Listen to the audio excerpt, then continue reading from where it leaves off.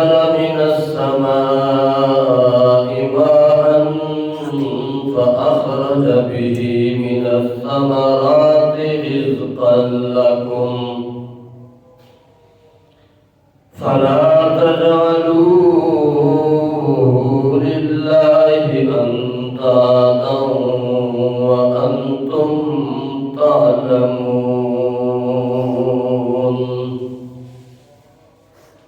صدق الله العلي العظيم. اللهم صل على محمد وعلى آل محمد كما صليت على إبراهيم وعلى آل إبراهيم إنك حميد مجيد. اللهم بارك على محمد وعلى آل محمد كما باركت على إبراهيم وعلى آل إبراهيم إنك حميد مجيد.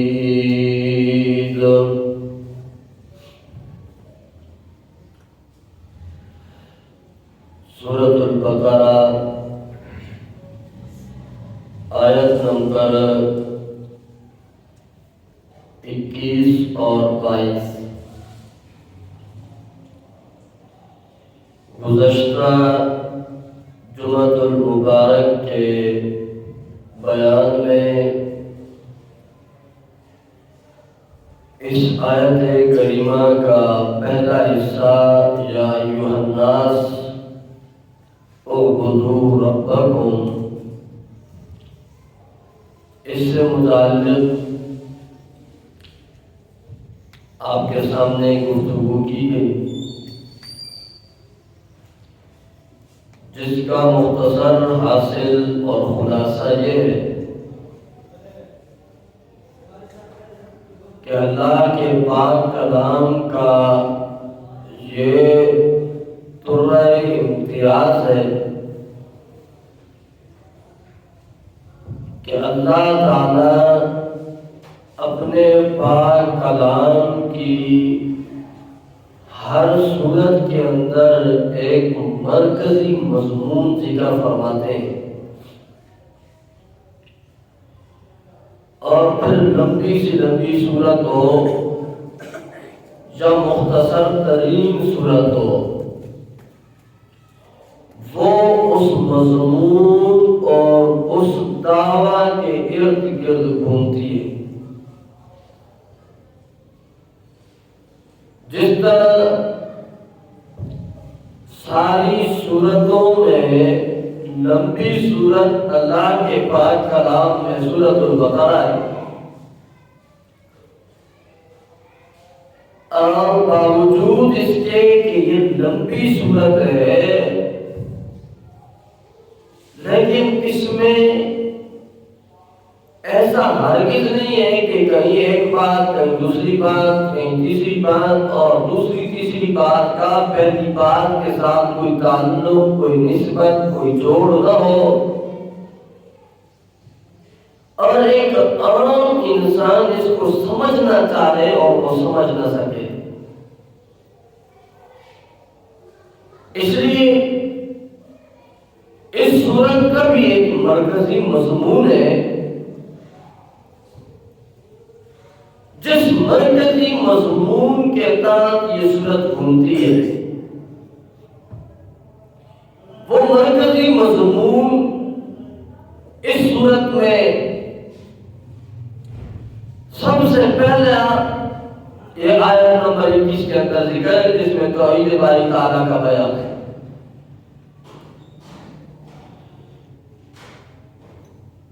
دوسرا مسئلہ آئے گا، دوسرا مرکزی مضمون پیارے پیغمبر صلی اللہ علیہ وسلم کی رسالت کا بیان، وہ آیت نمبر 97 سے شروع ہوگا. تیسرا مرکزی مضمون آئے گا جس کے اندر جہاد فی سبیل اللہ کا بیان ہوگا، وہ آیت نمبر 177 سے شروع ہوگا۔ چوتھا مرکزی مضمون آئے گا جس میں انفاق فی سبیل اللہ کا بیان ہوگا، وہ آیت نمبر 254 سے شروع ہوگا۔ یہ چار بڑے مسئلے اس سورت کے اندر اللہ تعالیٰ نے ذکر فرمائے اس طور پر کہ دیکھو اللہ کی توحید کا مسئلہ اتنا سچا سچا اور کھرا مسئلہ ہے کہ میرے پیارے پیغمبر صلی اللہ علیہ وسلم نے بیان کیا، رسالت کا مسئلہ آ جائے گا۔ اور پھر یہ اتنا سچا اور کھرا مسئلہ ہے کہ میرے پیارے پیغمبر نے صرف بیان نہیں کیا بلکہ اس مسئلے کا عالم اٹھا کر کے میرا پیارا پیغمبر میدان کارزار میں اترا ہے، جہاد کیا ہے اللہ کے پیغمبر نے اس مسئلہ توحید کی خاطر۔ اور صرف جہاد بدن کی عبادت نہیں بلکہ انفاق فی سبیل اللہ کیا ہے، مال اللہ کے راستے کے اندر خرچ کیا ہے، جو دنیا کے اندر انسان کی سب سے محبوب ترین چیز جان کے بعد ہے وہ مال و دولت ہے۔ طبی طور پر انسانی محبت اس کی طرف ہوتی ہے، تو اللہ کے پیغمبر نے یہ مال بھی جان بھی اپنا بھی اپنے یاروں کا بھی اللہ کی توحید کے لیے لگایا ہے۔ سورۃ البقرہ کا درس یہ ہے توحیدی بن، وہ دعوت اپنا جو دعوت اللہ کا قرآن ان دو آیتوں میں ذکر کرتا ہے۔ اور اس دعوت کے لیے اگر کچھ پر اعتراض ہو تو غمگین نہ ہو۔ میرے پیارے پیغمبر صلی اللہ علیہ وسلم پر اعتراض ہوئے تو آگے آ جائے گا 9 اعتراضوں کے جوابات اللہ ذکر فرمائے گے۔ تم کیا چیز ہے اور تیرے پیغمبر پر جس پر تیرا ایمان ہے؟ مشرکین مکہ نے 9 اعتراض کیے بڑے بڑے، جن کا جواب اللہ نے اس صورت میں ذکر کیا۔ اور پھر توحیدی بن کر کے اعتراضات اور فتووں کا سامنا کرتے ہوئے جہاد کا میدان لگے تو مجاہد بن جا اللہ کی توحید کے لیے، اور مال لگانا پڑے تو اپنا مال و دولت اللہ کی توحید پر نچھاور کر۔ یہ اس صورت کا مرکزی مضمون ہے۔ فرمایا یا ایھا الناس اعبدوا ربکم الذی خلقکم والذین من قبلکم لعلکم تتقون۔ اے دھرتی پر بسنے والوں، اے جنوں، اے انسانوں، خواہ نر ہو یا مادہ ہو، مذکر ہو یا مؤنث ہو، اللہ تمہیں حکم دے رہا ہے۔ جی کیا حکم ہے؟ فرمایا اعبدوا ربکم، اپنے رب کی عبادت کرو۔ گزشتہ جمعہ میں ہم پڑھ چکے کہ عبادت سے مراد صرف عبادت کرنا نہیں، عبادت تو مشرکین مکہ اللہ کی کیا کرتے تھے، اللہ کی ذات کو بھی مانتے تھے، اللہ کی صفات کو بھی مانتے تھے۔ سورۃ لقمان آیت نمبر 25، سورۃ مومنون آیت نمبر 87، 88، 89، سورۃ یونس آیت نمبر 31، یہ ساری آیتیں ہم دیکھ چکے ہیں۔ سورۃ عنکبوت آیت نمبر 61، 63۔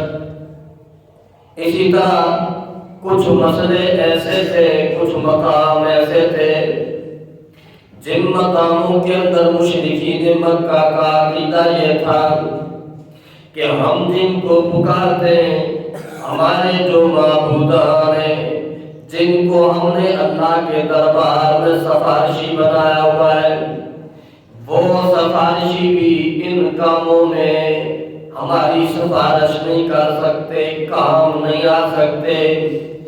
سورۃ عنکبوت کی آیت پچھلے جمعے ہم پڑھ چکے ہیں۔ سورۃ یونس کی ایک آیت دیکھ لیں، سورۃ یونس ہے، 11واں پارہ ہے۔ اللہ کا قرآن گھر جا کر کے ترجمہ دیکھ میرا دوست۔ سورۃ یونس 11واں پارہ آیت نمبر 22، اللہ تعالیٰ فرماتے ہیں مشرکین مکہ کا عقیدہ سن، وَالَّذِي يُسَيِّرُكُمْ فِي الْبَرِّ وَالْبَحْرِ حَتَّى إِذَا كُنْتُمْ فِي الْفُلْكِ وَجَرَيْنَ بِهِمْ بِرِيحٍ طَيِّبَةٍ وَفَرِحُوا بِهَا جَاءَتْهَا رِيحٌ عَاصِفٌ۔ اللہ وہ ذات ہے جو تمہیں سفر کرواتا ہے خشکی کے عالم کے اندر، خوش عالم کے اندر، جس کے اندر سیرابی نہیں ہے، پانی نہیں ہے، عام ہے سفر، موٹر سائیکل پر، گاڑیوں پر، سواریوں پر سفر کر رہے ہو، پیدل سفر کر رہے ہو، اور سمندروں کے اندر بھی اللہ کشتیوں پر، بحری جہازوں پر تمہیں سوار کرتا ہے۔ یہ سفر کر رہے ہوتے ہیں کشتیوں کے اندر، بیڑیوں کے اندر، کشتیوں کے اندر سفر کرتے کرتے فرحوا بہا، بڑے مست ہو رہے ہوتے ہیں، خوشی منا رہے ہوتے ہیں، کیوں جس طرف انہوں نے جانا ہوتا ہے ہوا بھی اس جانب چل رہی ہوتی ہے، لیکن اچانک اللہ کی طرف سے پکڑا جاتی ہے۔ کیسی پکڑاتی ہے؟ فرمایا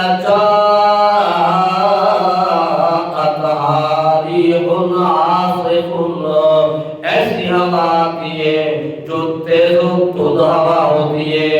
بعض ترجموں نے بڑا بہترین ترجمہ کیا، ناموافق ہوا، ایسی ہوا کہ جس جانب یہ جا رہے ہیں الٹی جانب سے ہوا آنا شروع ہو جاتی ہے۔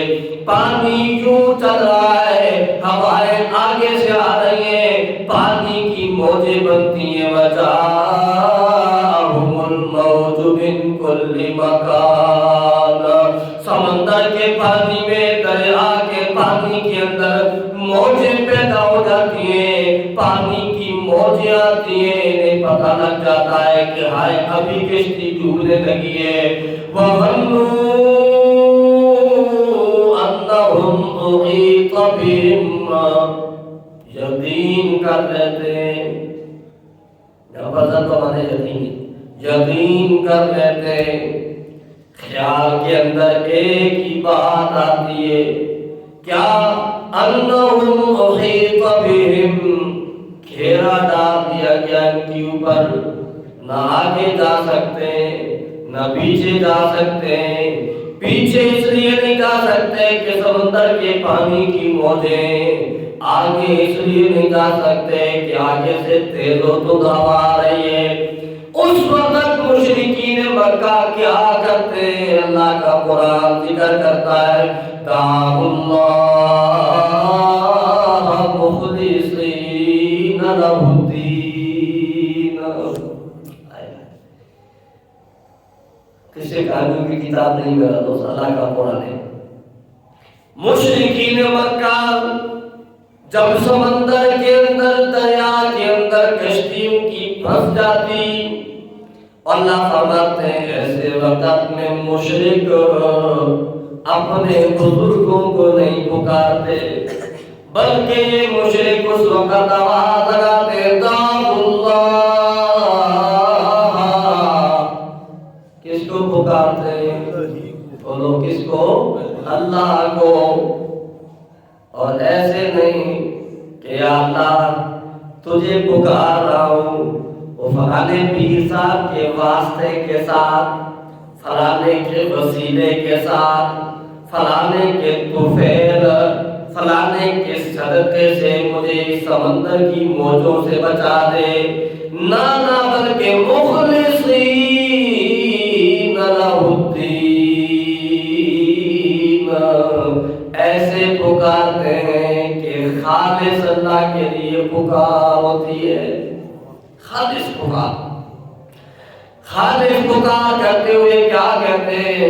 یہ کہتے ہیں لَإِنْ أَنْجَيْتَنَا مِنْ هَٰذِهِ، اگر اللہ تم نے اس مصیبت سے ہمیں چھٹکارا دے دیا نا، لَنَكُونَنَّ مِنَ الشَّاكِرِينَ، یا اللہ پھر شرک نہیں کریں گے، شکر کریں گے۔ جملہ بڑا بھاری تھا، آپ کو سمجھ لیا، ایک ہے شرک اور ایک ہے شکر۔ شرک اور شکر میں شین کاف را یہ دونوں کے اندر موجود ہے، لیکن صرف فرق یہ ہے کہ شرک کے اندر را پہلے ہے اور کاف بولے کاف بعد میں، اور شکر میں کاف پہلے اور را بعد میں۔ اشارہ اس بات کی طرف اللہ نے جو دین کی چیز جہاں پر رکھی ہے وہیں پر رکھے گا تو شکر ہے، اور اگر اس کو ہلا جلا دے گا، دیکھنا شکر کے کام کو پیچھے لے جا تو شرک بن جائے گا۔ اس لیے اللہ نے اپنا دین جس جگہ پر رکھ دیا، دین کا جو حکم جس جگہ پر رکھ دیا اسے ہلانے کی کوشش نہ کر۔ یہ نہ کہے کہ جی یہاں پر ہمارے فلانے بزرگ صاحب یوں کرتے تھے، فلانے پیر صاحب کا یہ طریقہ تھا، اور نہ میرا دوست تو نے پیر صاحب کا کلمہ نہیں پڑھا، تو نے یہ نہیں کہا لا الہ الا اللہ بزرگ رسول اللہ، تو نے کلمہ پڑھا لا الہ الا اللہ محمد رسول اللہ۔ سارے بزرگوں کا بزرگ سردار محمد کریم صلی اللہ علیہ وسلم ہے، سارے پیروں سے بڑا پیر محمد کریم صلی اللہ علیہ وسلم ہے۔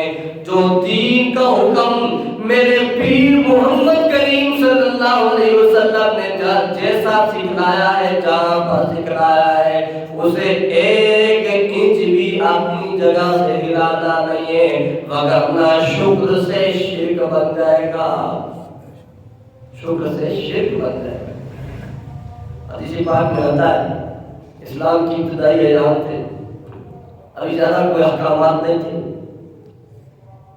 ایک بندہ آتا ہے پیارے پیغمبر صلی اللہ علیہ وسلم کے پاس اور آ کر کے کہتا ہے اللہ کے پیغمبر بتائیے میں مسلمان ہونا چاہتا ہوں، کیا کروں؟ پیارے پیغمبر صلی اللہ علیہ وسلم نے اسے کہا اللہ کی توحید کی گواہی دے۔ پہلی بات سب سے پہلے اللہ کی توحید اور پیارے پیغمبر صلی اللہ علیہ وسلم کی رسالت کی گواہی دے۔ اچھا جی، پھر پیارے پیغمبر نے کہا نماز کی پابندی کر۔ اچھا جی، پھر پیارے پیغمبر صلی اللہ علیہ وسلم نے کہا اگر مالدار ہے تو زکات ادا کر۔ اچھا جی، پھر فرمایا رمضان کے روزے۔ اچھا جی، پھر فرمایا حج البیت من استطاع الیہ سبیلا، بیت اللہ کا حج۔ پیارے پیغمبر صلی اللہ علیہ وسلم سے پوچھتا جی اور پیارے پیغمبر نے کہا یہ فرائض اور کامات ہیں، اس کے علاوہ باقی نفلی عبادات ہیں تیری مرضی۔ وہ آگے سے کیا کہتا اللہ کے پیغمبر دین کی جو بنیادی چیزیں تھیں آپ نے مجھے بتا دی۔ اٹھتا وہ آدمی اور اپنے پیارے پیغمبر صلی اللہ علیہ وسلم کی مجلس سے اٹھتے ہوئے ایک جملہ کہتا ہے، اللہ ایک جملہ کہتا ہے، بڑا عجیب جملہ ہے، ایسا جملہ ہے کہ پیارے پیغمبر نے اس کے لیے جنت کی خوشخبری دی۔ جملہ کہتا واللہ قسم ہے اللہ کی، لا ازید ولا ھذا ولا انقص، مجھے اللہ کی ذات کی قسم ہے جو آپ نے دین بتا دیا ہے، نہ اس میں کوئی چیز زائدہ کروں گا، نہ اس میں کوئی کمی کروں گا، نہ اپنی طرف سے کوئی چیز بڑھاؤں گا اور نہ گھٹاؤں گا، جو آپ نے دین بتا دیا بس۔ پیارے پیغمبر نے کہا اگر کسی نے جنتی دیکھنا ہے تو اس بندے کو دیکھو، یہ ہے جنتی۔ یہ جنتی نہیں کہ جی میں تو جی بس یہ فلانا کام کیوں کرتے ہو، جی برادری کا طریقہ ہے، یہ بزرگوں کا طریقہ ہے، اور اگر منع کرو سمجھاؤ تو کہتے ہو یہ فلانی چیز نہیں مانتے، فلانی چیز، دعا نہیں مانتے۔ ہم سمجھا دیتے ہیں کہ جی یار دیکھو نماز کے بعد جب سلام پھیر دیا گیا، امام اب الگ ہو گیا، مقتدی اب الگ ہو گیا، اب دعا ہے اپنی اپنی، دعا ہے اپنی اپنی۔ یہ کہتے ہیں نہ جب تک ڈرائیور صاحب ہاتھ نہیں اٹھائیں گے، امام صاحب ہاتھ نہیں اٹھائیں گے، ہم بھی نہیں اٹھائیں گے، اور جب تک امام ہاتھ نیچے نہیں کرے گا ہم نیچے نہیں کریں گے۔ امام صاحب نے بھی بیچارے نے 4 دعائیں رٹی ہوتی ہیں، وہ ابھی بھی دعا کر دیتا اور یہ آمین آمین آمین، کچھ پتہ ہی نہیں ہے امام نے کیا کہا اور میں نے کس بات پر آمین کہی۔ اور اگر یہ بات سمجھاؤ کہ دعا نہیں کی، دعا نہیں مانتے ہو، اور نہ اللہ کے بندے دعا مانتے ہیں، دعا تو دین کا حصہ، دعا نہ ماننے والا تو وہ کافر بن جاتا ہے یار۔ پیارے پیغمبر فرماتے ہیں دعا مخل عبادت، دعا دین کا مغز ہے، دعا ہوا عبادت، دعا ہی تو عبادت ہے۔ فرض نمازوں کے بعد دعا کی قبولیت یہ افضل مقام ہے، لیکن اس میں کیوں تو اپنی طرف سے یہ چیز کرتا ہے کہ امام ہاتھ اٹھائے گا تو میں ہاتھ اٹھاؤں گا، امام دعا کرے گا تو میں کروں گا، اور اگر کسی دن امام نے ہاتھ نہ اٹھائے کیا آئے، پھر امام کا بوڑھی بسترا بیچارے کا گول نظر آتا ہے، امام بیچارے بھی مجبور ہوتے ہیں، ناراض نہ ہونا۔ لوگ امام کو ممبر پر نہیں بٹھاتے ہیں، لوگ ایک اپنے 15,000 20,000 کی نوکر کو ممبر پر بٹھاتے ہیں اور پھر کہتے ہیں ہمیں دین بتائے گا، کہ آپ کو دین نہیں بتائے گا، یہ آپ کی من چاہی چیزیں آپ کو سکھائے گا۔ اور جس کے دانے اپنے گھر کے ہو نا، جو 15,000 تنخواہ کا بھوکا نہ ہو نا، تو وہ مسئلہ وہ بتائے گا کہ آپ مانو نہ مانو، پسند آئے نہ آئے، خوش ہو نہ ہو، وہ اللہ کی دین کا سچا اور کھڑا مسئلہ آپ کو بتائے گا۔ سمجھو بات عرض کر رہا ہوں، یہ مشرکین مکہ اللہ تعالیٰ ان کا عقیدہ ذکر کرتے ہیں، جب کشتی بحر میں پھنس جاتی ہے تو اس وقت اللہ کو پکار کر کہتے ہیں لئن انجیتنا من هذه لنکونن من الشاکرین، اللہ اگر اس مصیبت سے تو نے ہمیں نجات دے دی تو پھر شرک نہیں کریں گے، شکر کریں گے۔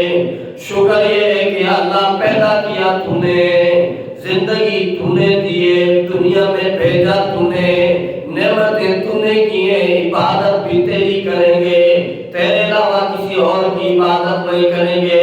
آج میں یہ کر رہا ہوں کہ کچھ مقام ایسے کہ جن مقاموں کے اندر مشرک بھی اللہ کو وحدہ لا شریک مانتے تھے اور اللہ کے ساتھ کسی اور کو نہیں پکارتے تھے، اور جن مقاموں میں وہ اوروں کو پکارتے تھے تو ان مقاموں میں بھی اوروں کو داتا اور گنج بخش اور مشکل کشا نہیں سمجھتے تھے، بلکہ صرف سفارشی سمجھتے تھے۔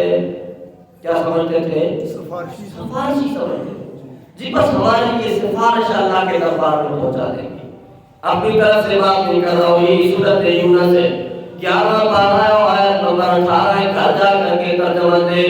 وَيَعْبُدُونَ مِن دُونِ اللَّهِ مَا لَا يَضُرُّهُمْ وَلَا يَنفَعُهُمْ، اللہ تعالیٰ فرماتے ہیں یہ مشرک اللہ کے علاوہ ان کی عبادت کرتے ہیں، لا يَضُرُّهُمْ وَلَا يَنفَعُهُمْ، جو ان کو نہ نقصان پہنچا سکتے نہ فائدہ پہنچا سکتے، نہ ان کے نقصان کے مالک ہیں نہ فائدے کے مالک ہیں۔ یا اللہ پھر کیوں پکارتے کیوں ان کی عبادت کرتے اللہ فرماتے وَيَقُولُونَ یہ کہتے ہیں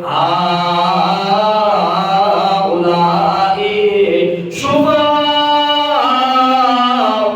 عِندَ اللَّهِ اور جی یہ ہمارے سفارشی اللہ کے دربار میں کیا ہے سفارشی مطلب یہ ہم جو ان کے پاس جاتے ہیں نا ہم جو ان کی مورتیاں بنا کر کے سامنے رکھتے ہیں نا ان کو آوازیں لگاتے ہیں نا اس لیے کہ ہمارا عقیدہ یہ ہے کہ یہ ہماری پکار سنتے ہیں ہماری پکار سنتے ہیں ہاں سمجھو بات ہماری پکار سنتے ہیں اور سن کر کے پھر آ کے سفارش کرتے ہیں سفارش بغیر سنے ہوتی سفارش کا مطلب یہ مشرکین مکہ کے ساتھ پیارے پیغمبر صلی اللہ علیہ وسلم کا اختلاف تھا لوگ کہتے ہیں یہ سنتے ہیں نہیں سنتے ہیں یہ چھوٹی موٹی باتیں یہ چھوٹی موٹی باتیں تجھے نظر آتی ہیں 23 سال پیارے پیغمبر کے ساتھ مشرکین مکہ کی جنگ رہی 13 سال مکہ میں جنگ رہی یہ شروع یہاں سے ہوتی ہے یہ ابتدا یہ ہے کہ وہ کہتے تھے کہ یہ سنتے اور اللہ کا پیغمبر کہتا تھا او نادانو یہ سنتے ہی نہیں ہے قرآن کہتا ہے اللہ کا قرآن ذرا سورۃ فاطر کھول اللہ فرماتے ان تدعوہم لا يسمعوا دعاءکم اور نادانو اگر تم ان کو پکارو نا لا يسمعوا دعاءکم تمہاری آوازوں کو سن سکتے اور تمہاری آوازوں کو سب سن نہیں سکتے تو سفارش کیا کریں گے تم نے ان کو سفارشی بنایا ہوا میں اللہ فیصلہ سنا رہا ہوں سورۃ فاطر آیت نمبر 14 گھر جا کر کے ترجمہ دے ان تدعوہم اگر تم ان کو پکارو نا لا يسمعوا دعاءکم تمہاری آوازوں کو سن نہیں سکتے فَلَوْ سَمِعُوا مَا اسْتَجَابُوا لَكُمْ اور اگر بالفرض سن لیں اگر بالفرض سن لیں بالفرض کو بھی سمجھو مولوی یہاں پر بھی دھوکہ دیتا ہے بالفرض سننے کہتے ہیں وہ سن سکتے نا تبھی تو قرآن کہتا ہے بالفرض سننے تو سورۃ انبیاء میں اللہ کہتا ہے لَوْ كَانَ فِيهِمَا آلِهَةٌ اگر بالفرض زمین و آسمان میں اور الہ ہوتے الا اللہ کے علاوہ لفسدتا تو زمین و آسمان تباہ و برباد ہو جاتے مولوی صاحب جو بالفرض یہاں پر ہے وہ بالفرض وہاں پر بھی ہے تو کیا کہے گا کہ ہے نا کہ خدا اللہ کے علاوہ تبھی تو قرآن کہہ رہا ہے نہ بالفرض کا مطلب یہ ہے کہ کام نہیں ممکن نہیں لیکن اللہ کی قدرت کو کون چیلنج کر سکتا ہے اللہ کی قدرت کو کوئی چیلنج نہیں کر سکتا قانون اور چیز ہے قدرت اور چیز ہے قانون یہ کہ لا يسمعوا دعاءکم پکارتا رہے تیری پکار کو نہیں سنتے لیکن اللہ کی قدرت یہ کہ وَلَوْ سَمِعُوا اگر بالفرض سن بھی لینا تو مَسْتَجَابُوا لَكُمْ تمہیں جواب نہیں دے سکتے تمہاری دعا کو قبول نہیں کر سکتے ہمارے بزرگ کہتے ہوتے ہیں کہ وہ جی چلے جائے کرو السلام علیکم یا قبول یہ قبول بھی نہیں کہتے قبول کہتے ہیں اچھا آپ کون ہے صحیح بات کہہ رہا ہوں لفظ بھی سیدھے نہیں پڑھنے آتے ان کو السلام علیکم یا قبول اور جی سلام کرو تو مردہ نیچے سے جواب دیتا ہے وعلیکم السلام چاچا عبدالغفور یہ جواب آتا ہے اچھا جی مردے نے سنا ہاں جی سنا بھی تے جواب بھی دیا تے چاچا جی تم نے بھی سنا نہیں جی ہمیں تو پتا نہیں ہم نے نہیں سنا اور تجھ سے تو پھر وہ مردہ چنگا رہ گیا نا جو منومٹی نیچے پڑا تیرا سلام سن رہا ہے اور تو جیتا جاگتا زندہ اس کی قبر پر کھڑا اس کا جواب سن نہیں سکتا سکتا. ہمارے والد صاحب رحمۃ اللہ تعالیٰ نے بڑا عجیب جملہ کہا کرتے تھے, مولوی صاحب تجھے نیچے بھیجنا چاہیے, اس مردے کو اوپر لانا چاہیے جو قبر کے اندر سن سکتا ہے اور تو جیتا جاتا باہر کھڑا نہیں سن سکتا, اسے دنیا میں واپس لانا چاہیے, تجھے نیچے بھیجنا چاہیے. اللہ کا قرآن کہتا ہے تم اگر ان کو پکارو تو سن نہیں سکتے, اور پھر یوم القیامت یکفرون بشرککم, قیامت کا دن ہوگا اور قیامت کے دن تمہارے شرک کا انکار کریں گے. کس کا انکار کریں گے؟ شرک کا انکار کریں گے. اللہ کیا وضاحت ہے اس کی؟ اللہ کہتا ہوں میرا قرآن کھول تو صحیح نا, میں نے کوئی مسئلہ چھپا ہوا نہیں چھوڑا. اللہ کا قرآن سورۃ یونس آیت نمبر 29 میں اللہ فرماتے ہیں وَيَوْمَ نَحْشُرُهُمْ جَمِيعًا ثُمَّ نَقُولُ لِلَّذِينَ أَشْرَكُوا مَكَانَكُمْ أَنْتُمْ وَشُرَكَاؤُكُمْ. قیامت کا دن ہوگا, اللہ کا دربار ہوگا, اور اللہ کے دربار کے اندر مشرک بھی کھڑے ہوں گے جنہوں نے اللہ کے ساتھ کبھی کس کو شریک بنایا اور کبھی کس کو شریک بنایا, اور وہ معبود بھی کھڑے ہوں گے جن کی عبادتیں کی گئی, وہ بزرگ بھی کھڑے ہوں گے جن کے نام پر لوگوں نے روٹیاں بنائی تھیں, وہ بزرگ بھی کھڑے ہوں گے جن کے نام پر بکرے چھترے دیے گئے, دمبے اور لیلے دیے گئے, جن کے نام پر مرغیاں دی گئی, جن کے نام پر دودھ تقسیم کیے گئے, جن کے نام کی 11 12 اور 40 تقسیم کیے گئے, وہ بزرگ بھی کھڑے ہوں گے. اللہ فرماتے ہیں قیامت کا دن ہوگا اور میں ان کو کہوں گا مکانکم انتم وشرکاؤکم, تم بھی اپنی جگہ پر کھڑے رہو اور تمہارے شریک بھی اپنی جگہ پر کھڑے رہیں. میں نے تو باتیں کرنی ہے تمہارے ساتھ. جی کیا باتیں؟ وَفَزَيَّلْنَا بَيْنَهُمْ, اللہ کہتے ہیں ہم ان کے درمیان اختلاف ڈال دیں گے. ان کے درمیان کیا ڈال دیں گے؟ اختلاف ڈال دیں گے. کیسے؟ قَالَ شُرَكَاؤُهُمْ, وہ شریک کہیں گے جن کی عبادت کرتے رہے, وہ کہیں گے مَا كُنْتُمْ إِيَّانَا تَعْبُدُونَ, تم ہماری عبادت نہیں کرتے تھے, تم ہماری عبادت نہیں کرتے تھے. اور یہ کہیں گے نہیں ہم نے تو تمہاری عبادت کی ہے جی. ہم نے کس کی عبادت کی ہے؟ تمہاری عبادت کی ہے. اور ہم تو تمہاری قبروں پر آئے تھے بکرے لے کر کے, اور تمہاری قبروں پر آ کر ذبح کیے تھے. کرتے ہیں ایسے لوگ یا نہیں کرتے؟ حقیقت بیان کر رہا ہوں یا خلاف حقیقت کہہ رہا ہوں؟ توجہ کریں گے دوستوں. اپنے معاشرے کی خامی, مشرکین مکہ کا عقیدہ, قرآن کا بیان, ذرا سارا منظر اپنے سامنے رکھ, ذرا اپنے دل کی اوپر ہاتھ رکھ اور ذرا دیکھ قیامت کے دن تو کس لسٹ میں آ رہا ہے. قیامت کا دن ہوگا, اللہ کہے گا کہ تم بھی کھڑے ہو جاؤ اور تمہارے شریک بھی کھڑے ہو جائے, اور وہ شریک کہیں گے جی تم نے تو ہمیں پکارا ہی نہیں, اور یہ کہیں گے جی نہیں ہم تو تمہارے درباروں کے چکر کاٹتے رہے, ہم تو تمہارے مزاروں کے اوپر چادریں چڑھاتے رہے, ہم نے تو جی تمہارے مزار کے ساتھ ساتھ طواف کیے تھے. ہمیں مولوی صاحب نے سبق پڑھایا تھا کہ اگر نظر توڑنی ہے تو فلانے پیر کی قبر کے 4 چکر لگانے کے بعد یا 7 چکر لگانے کے بعد اس کے دربار پر مرغی ذبح کر کے پھر مجھے لا دینا, تب تیری مرغی کا صدقہ قبول ہوگا.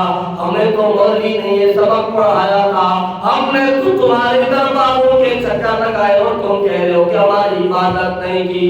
وہ اللہ کے نیک بندے جواب دیں گے, قرآن ذکر کر رہا ہے فَكَفَى بِاللَّهِ شَهِيدًا بَيْنَنَا وَبَيْنَكُمْ, وہ اللہ کے نیک بندے کہیں گے اللہ گواہ ہے ہمارے اور تمہارے درمیان.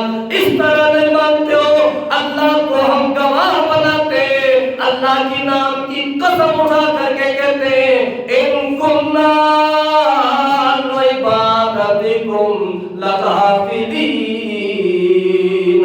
ہم تمہاری پکار سے غافل تھے، بے خبر تھے، ہمیں کوئی پتہ نہیں ہماری قبر کے اوپر کون آیا اور کون نہیں آیا، کس نے آ کر کے چاول تقسیم کیے اور کس نے آ کر کے بکرے چترے ذبح کیے، ہمیں کوئی پتہ، بولو ہمیں کوئی پتہ نہیں۔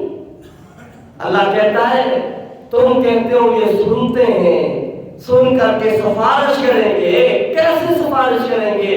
وہ تو تمہاری پکار سن سکتے ہی نہیں ہے۔ مشرکین مکہ ان کو ایسے معبود نہیں مانتے تھے جس طرح کہ آج کے ہمارے زمانے کا مشرک مانتا ہے۔ ہمارے زمانے کا مشرک تو یہ کہتا ہے کہ جی کن مکن سب کچھ حاصل ہے، احد سے احمد کو سب کچھ حاصل ہے، کن مکن یا غوث، یعنی احمد احد اللہ کی ذات نے احمد کو یعنی رسول اللہ صلی اللہ علیہ وسلم کو سارا کچھ دے دیا، اور پیارے پیغمبر نے آگے یا غوث شیخ عبدالقادر جیلانی سارا کچھ تیرے حوالے کر دیا۔ ہمارے زمانے کے مشرک کا عقیدہ ابو جہل کے عقیدے سے بڑھ کر کے مشرکانہ ہے۔ ابو جہل کا عقیدہ اتنا شرک والا نہیں تھا، ابو جہل کا شرک صرف یہ تھا کہ وہ کہتا تھا کہ میں جن کو اللہ کے علاوہ پکار رہا ہوں یہ ہماری پکار سنتے اور سن کر کے ہماری فریاد آگے پہنچا دیتے۔ اللہ فرماتے ہیں کہ یہ ان کا شرک تھا، اور جو آج کے زمانے کا مشرک کہتا ہے کہ جی سنتے بھی ہیں پھر کرتے بھی ہیں، بیٹے بھی دیتے ہیں، اولادیں بھی دیتے ہیں، قسمتیں بھی کھری کر دیتے ہیں، یہ کھوٹی قسمت ان کو کھری کروانے کا عقیدہ مشرکین مکہ کا نہیں تھا، آج کے زمانے کے مشرک کا ہے۔ یہ آج کے زمانے کا مشرک کا عقیدہ بناتا ہے۔ اس لیے اللہ کا قرآن اس وقت کے مشرکوں کو کہتا ہے اعبدوا ربکم، خالص عبادت کرو اپنے رب کی۔ یہ جو تم نے شرک کا عقیدہ رکھا ہوا ہے نا کہ جی ہم اللہ کو کیسے پکاریں، آج بھی زبان میں لوگ کہتے ہیں جی اسی تو گناہگار ہیں، ہم تو جی گناہگار ہیں، ہم کیسے اللہ کے دربار میں پیش ہوں، ہم تو جی فلاں کے دربار پر جائیں گے، ساڑھی انہاں کے انہاں دی اللہ کے اللہ ساڑھی سنتا نہیں، انہاں بزرگاں دی موڑتا نہیں، یہ اللہ کے نیک بندے، اس لیے ہم ان کو پکاریں گے اور یہ ہماری پکار سن کر کے آگے تک پہنچائیں گے۔ اللہ کا قرآن کیسے صاف صاف نظریہ بتاتا ہے، عقیدہ بتاتا ہے، لیکن امت قرآن سے دور ہے، قرآن سے دور بھاگتے ہیں تو پھر کہتے ہیں فرقہ واری کا دن، فرقہ واریت پھیلی ہوئی ہے۔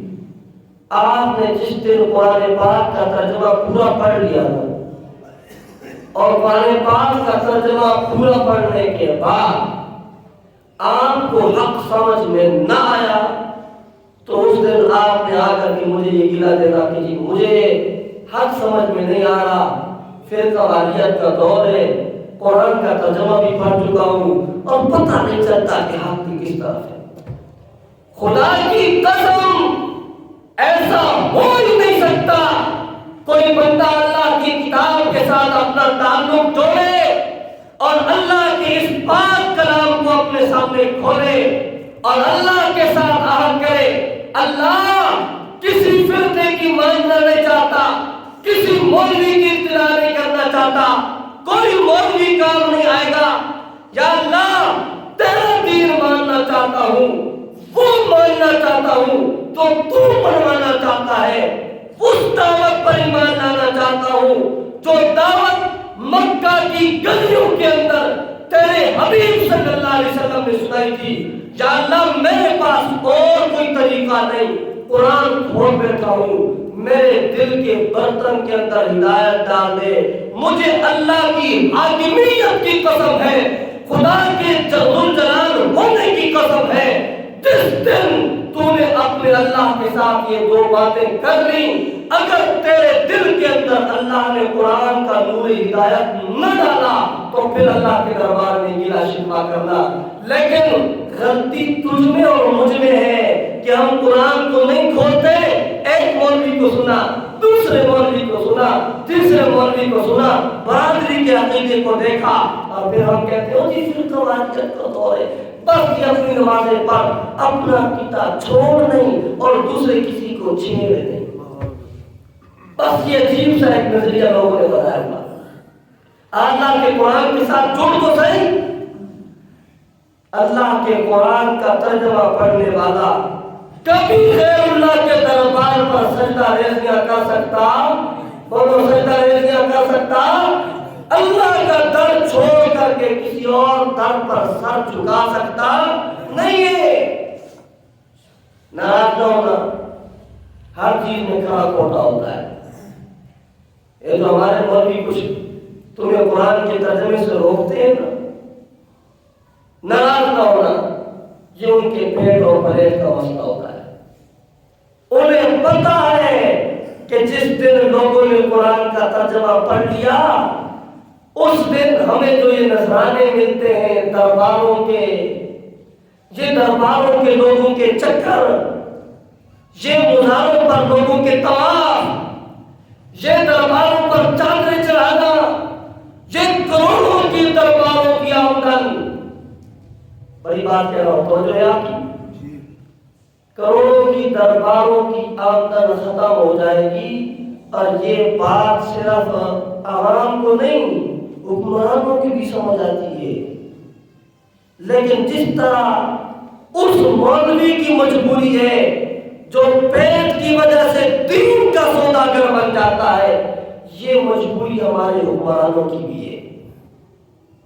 یہ مجبوری ہمارے حکمرانوں کی بھی ہے.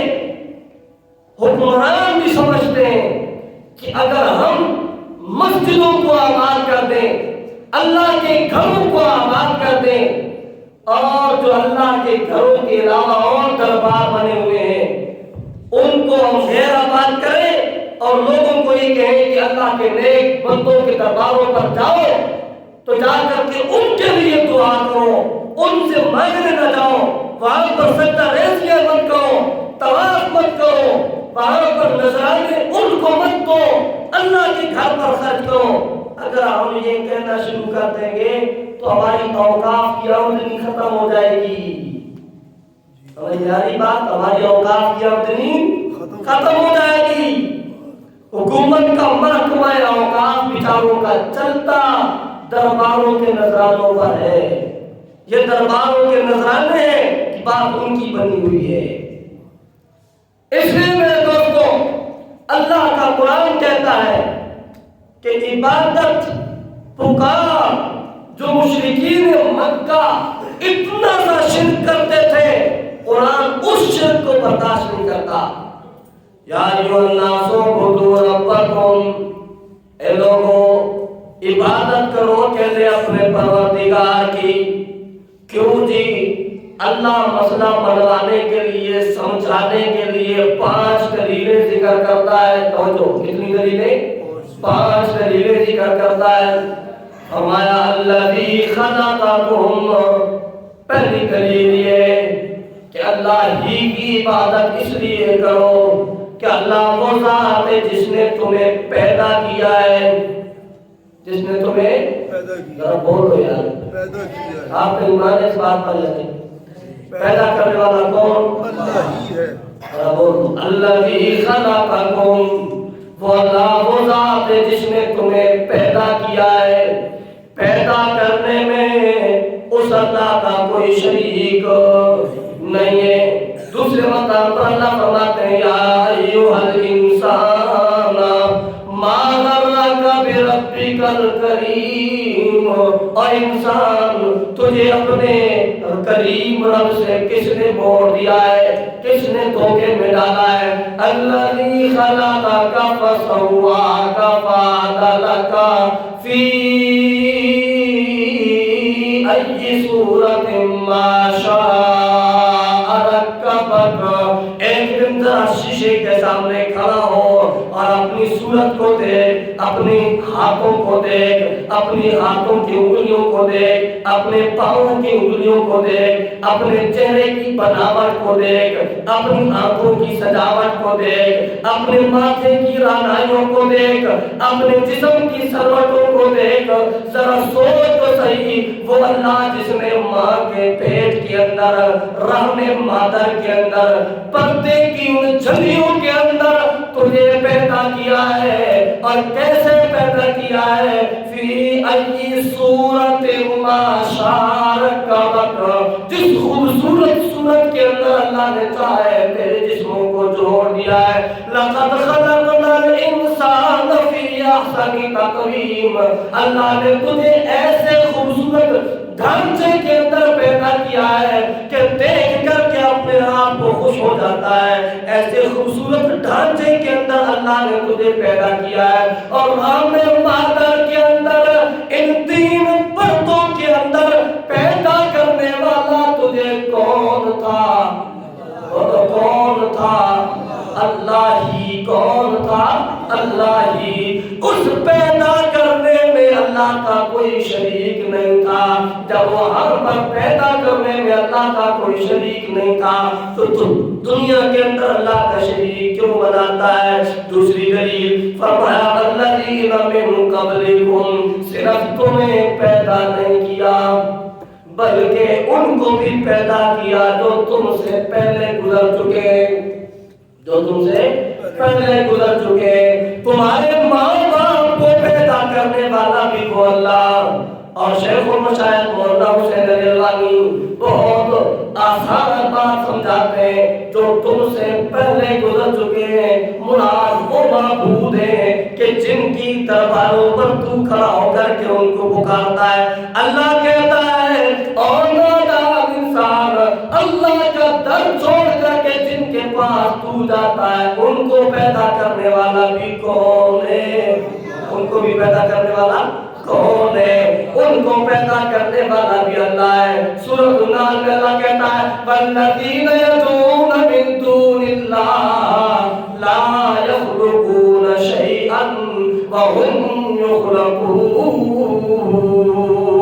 اللہ کے علاوہ یہ جن کو پکارتے ہیں انہوں نے ذرہ بھی کائنات کا پیدا نہیں کیا، بلکہ وہ تو خود مخلوق ہے، خود پیدا کیے گئے۔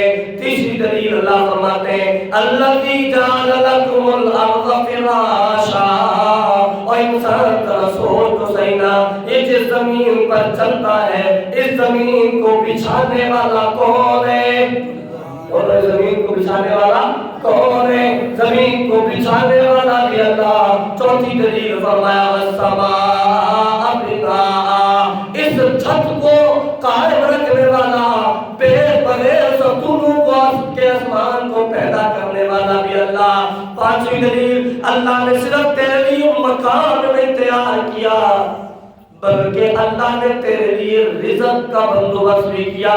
انزل من السماء ماء فاخرج به من الثمرات رزقا لكم، اللہ وہ ذات ہے جو آسمان سے پانی اتارتا ہے، پھر اس کے ذریعے سے پھل فروٹ اور پھول پیدا کرتا ہے، فصلیں اگاتا ہے تیرے لیے رزقا لكم، یہ روزی ہے تیرے لیے، اللہ نے یہ روزی تیرے لیے پیدا کی ہے۔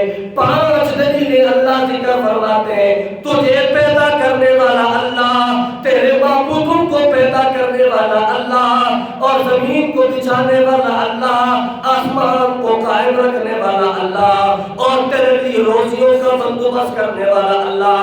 یہ پانچ کام وہ ہے کہ تو بھی مانتا ہے کہ ان کاموں میں اللہ وحدہ لا شریک ہے، اللہ کا کوئی شریک نہیں۔